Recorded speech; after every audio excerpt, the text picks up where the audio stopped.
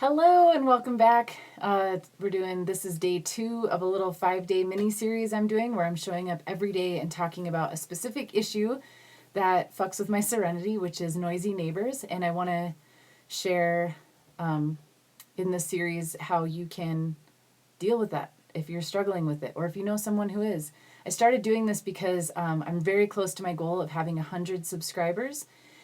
And I looked yesterday, and I had 5 more to go. We're at 95. And so I thought, hey, I'm going to thank the people I have and celebrate this being really close to a milestone with this 5-day in honor of needing only 5 more subscribers for this goal. 5-day mini series on something that has given me a lot of grief, but I am finding my way out of. And so I want to just offer what I'm learning and see if it can help you. If you're new to this channel, or if you've already subscribed and you kind of know the deal, but you want to share it with someone, my name is Amanda, and I'm in recovery from drugs and alcohol. And I've spent 5.5 years plus staying sober successfully and figuring out how to live an expanding, awesome, joyful life. Because there's so much more that needs to be done besides just quitting drinking and drugging. I found I was just stuck with my crazy brain. Only now I didn't have the skills or the coping mechanism or the skills or anything to fix it, except now I have learned a lot of tools and resources to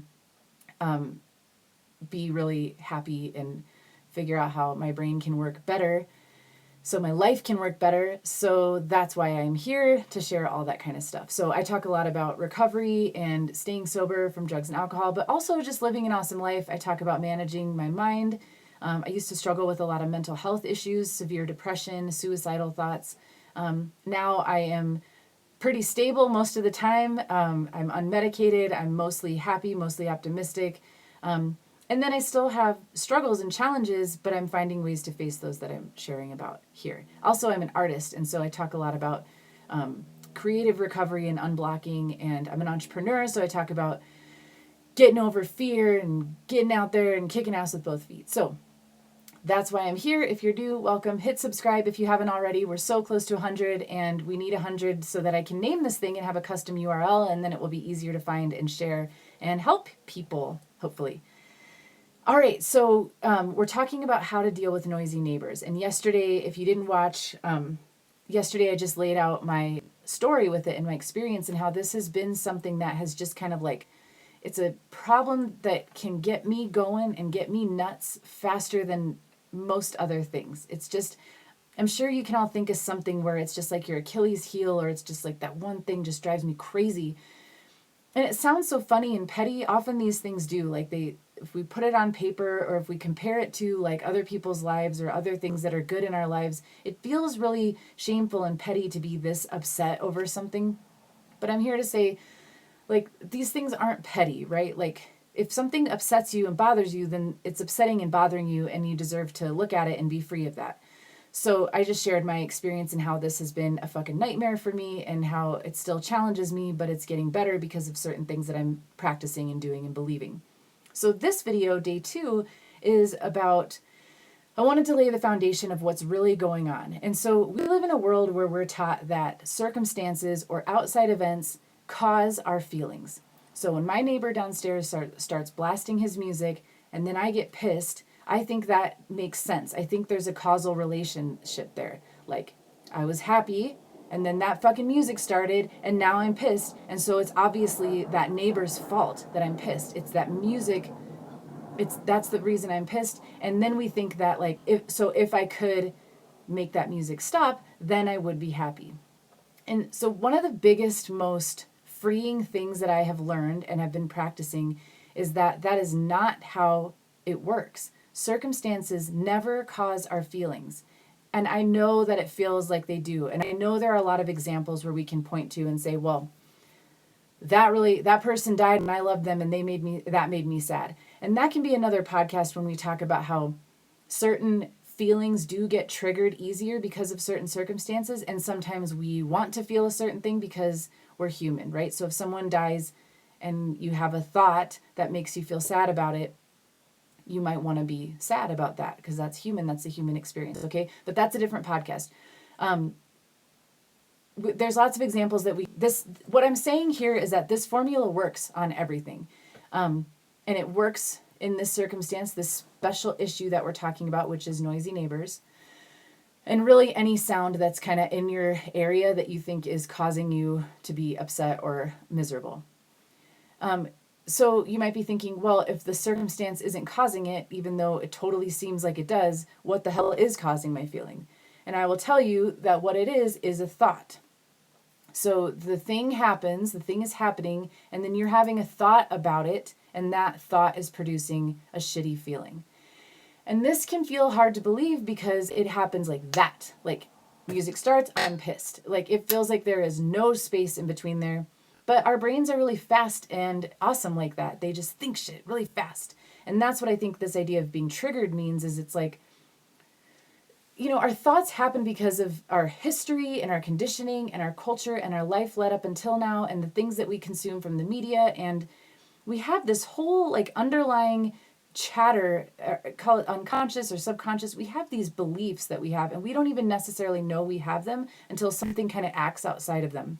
So what's happening for me when I'm getting super pissed at a noisy neighbor is that sound, the minute I hear it, it like triggers these thought patterns that I have going just all the time in the background that I don't even know about, that have just been created from me growing up the way I have and being in the world about how neighbors should behave. So one of the reasons I'm getting upset is because I feel like something is going wrong. I've identified a lot of thinking around this that has to do with they're bad people because they're playing their music too loud. Or I take it personally, like, don't they know that I need it to be quiet? Or I have all these unspoken or unofficial rules of how people should act when they're in shared space, Even though I can find examples all over the place about how that isn't the case.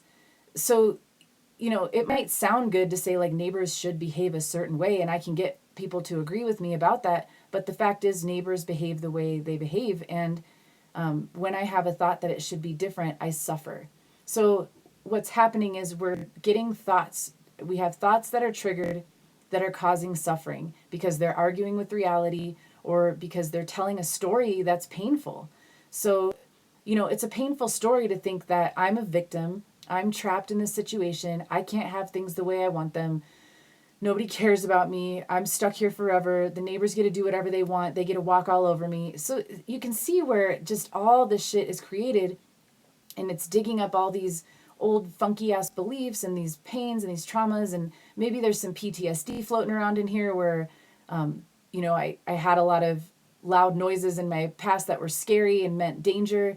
And so now I'm very like easily triggered by any kind of loud bumping sound or something. I don't know.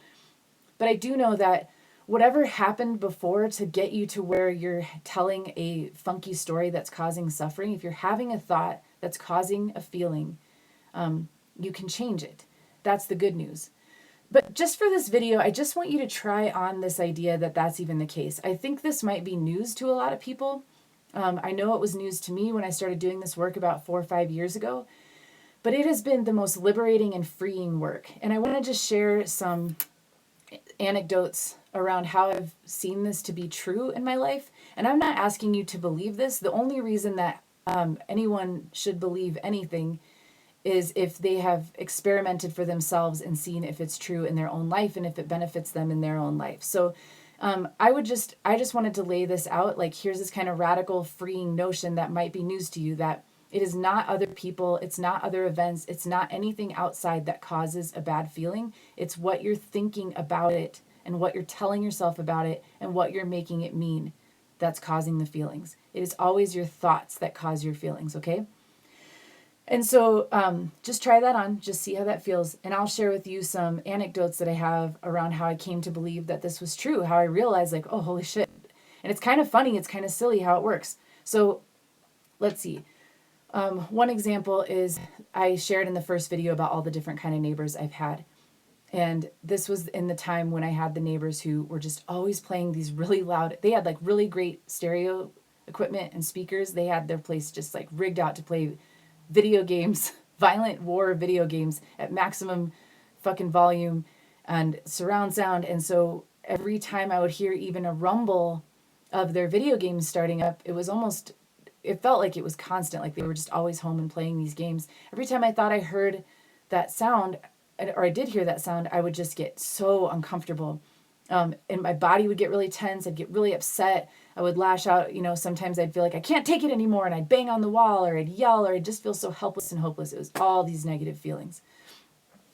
One day I was just stewing in it. Like, I heard this sound and I was just like, oh, here we go again. That was one of my painful thoughts. It's like, here we go again. It's always like this. Da da da. And I realized my dryer was going, and there was something that had gotten like loose on top of it and was kind of like pounding against the wall a little bit. And instantly the suffering went away. So that kind of clued me in, like, oh, this is real. Like, if it was the circumstance, like if it was this sound is causing me my unhappiness, then I would have kept being miserable at that sound, right? But it was so funny to see how that all that suffering instantly fell away as soon as I realized that sound was mine. Like, that sound was a good sound because I was causing it. It was coming from my apartment. It was like an allowed sound, right? So I'm starting to give a hint about how we start to break this stuff down and find freedom here. Is we start to see the stories we're telling about different things, and like, that sounds bad, but this sound is good. That person's wrong, but this person's right. And it's the same fucking circumstance. It's a sound. Like, it's a sound encroaching itself in my environment. But if it's coming from this place, then it's really shitty and I'm going to feel bad. But if it's coming from here, then I'm allowed to feel good. Guess what? That's a circumstance. It's neutral. My thoughts about it were causing my suffering.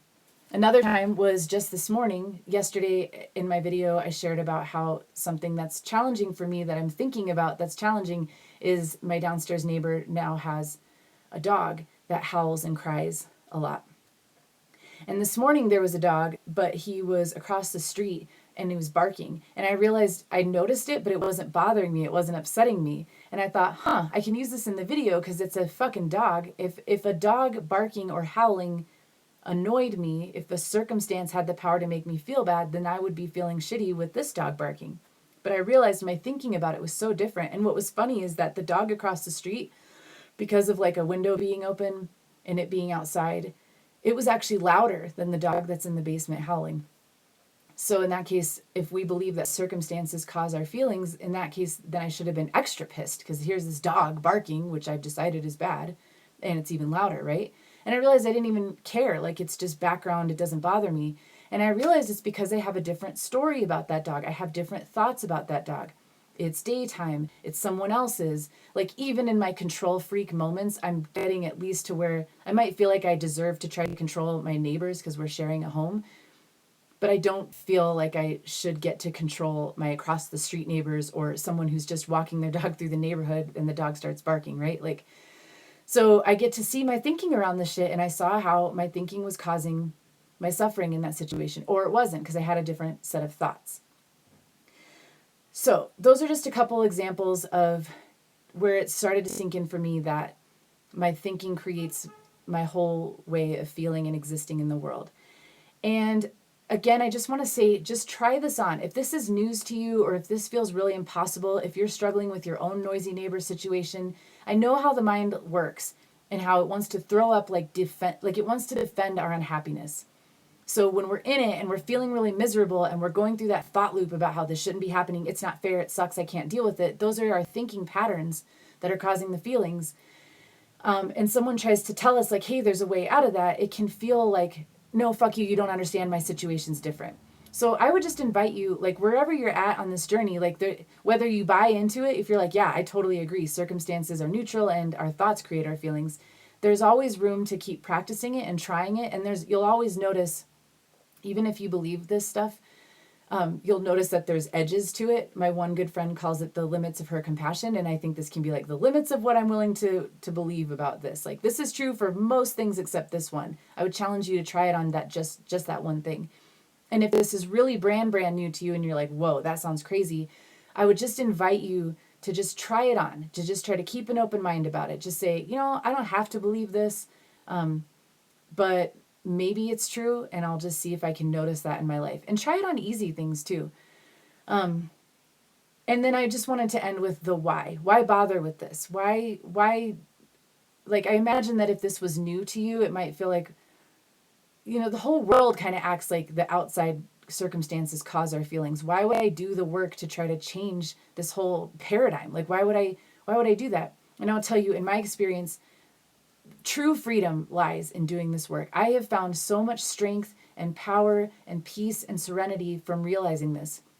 I don't do it perfectly. Like, obviously, I'm recording this video on how to deal with noisy neighbors because it still upsets me sometimes. My thoughts about it still upset me because I spent my whole life thinking one way and building up this whole kind of train of thoughts about certain things. It takes time, and it takes time to lay new pathways in our brain through which new thoughts can flow. And there's neurochemistry and neuroscience behind this about how we can like create new connections and new pathways. So this is a practice, but it has been so fucking empowering to recognize, like, wow, if this is true, and if I practice this, and if I start to see it in my own life, that I'm actually in charge of how I feel at all times, and that I can change my thinking, and I can change my therefore the way that I feel about stuff, then nobody outside of me has any power over me whatsoever. And that's very liberating. That's awesome. Because what I found when I was thinking in the old way was that there's always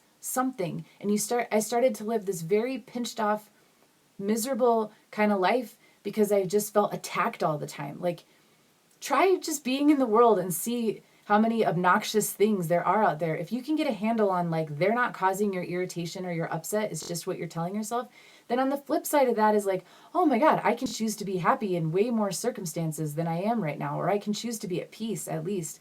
I really don't advocate feeling happy all the time, and I can talk about that more. But I do think that we can feel a lot better than we're feeling most of the time with just a couple really simple tools and the willingness to, first of all, open our minds to considering this from a different angle, and then being willing to practice it. So yeah, I think knowing this is so appealing and good, and I just love having these tools in my life, so I really am excited to share them with you. And I love hearing from you also. If any of this is resonating, or if you have thoughts about this, please do share. And I will be back tomorrow for day 3, where I'm going to talk more about pinpointing those thoughts that are causing the suffering. Because a lot of the stuff, like I said, it happens so quickly, it can be hard to figure out when you're in that feeling of turmoil. It can be hard to like name the specific thought that's the culprit. Often it's like a clump of thoughts, or often it feels like you can't even put a name to it. So I'm going to talk more tomorrow about how we actually get at those thoughts, so we can like take them, write them down on paper, look at them, and then start to practice different thoughts. So thank you for being here. Please subscribe if you have not already, and I will see you tomorrow. Bye.